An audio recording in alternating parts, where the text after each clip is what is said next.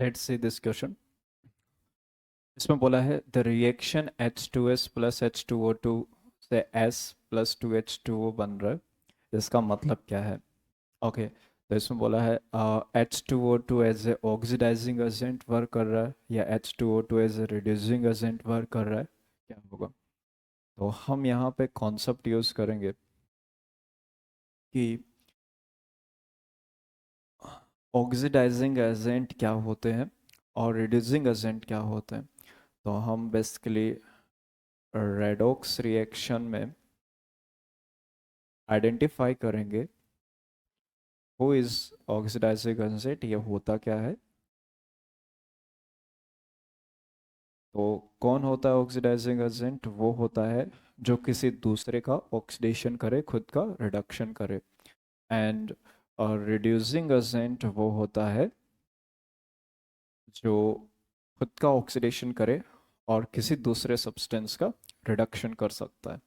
Right, तो यहाँ पे अगर हम ध्यान से देखें ये रिएक्शन के अंदर, आप अगर सल्फर का ऑक्सीडेशन नंबर देखो तो यहाँ पे सल्फर का ऑक्सीडेशन नंबर है -2, और यहाँ पे ऑक्सीजन का ऑक्सीडेशन नंबर जो है दैट इज़ -1, पर ऑक्साइड में -1 होता है।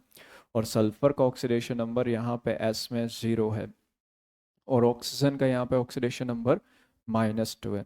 तो जो ऑक्सीडाइजिंग एजेंट होते हैं बेसिकली, राइट, उनका खुद का सेल्फ का रिडक्शन होता है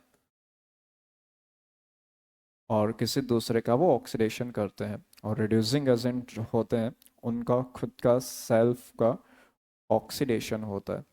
तो यहाँ पे अगर देखा जाए तो H2O2 में ऑक्सीजन -1 से -2 में चला गया, तो -1 से -2 में गया है तो उसका ऑक्सीडेशन नंबर कम हुआ है। और जब ऑक्सीडेशन नंबर कम होता है तो उसका रिडक्शन होता है। अब यहाँ पे ऑक्सीजन जो है उसका रिडक्शन हुआ है, दैट मीन H2O2 का रिडक्शन हुआ है। तो जब खुद का सेल्फ रिडक्शन होगा तो वो क्या होगा? Oxidizing agent. यानी कि सल्फर का ये देखो तो ऑक्सीडेशन कर रहा है -2 में 0, -2 से 0 में भेज रहा है, तो सल्फर का ऑक्सीडेशन कर रहा है, दैट्स वाई H2O2 यहाँ पे as a oxidizing agent work कर रहा है। तो इस क्वेश्चन का करेक्ट आंसर होगा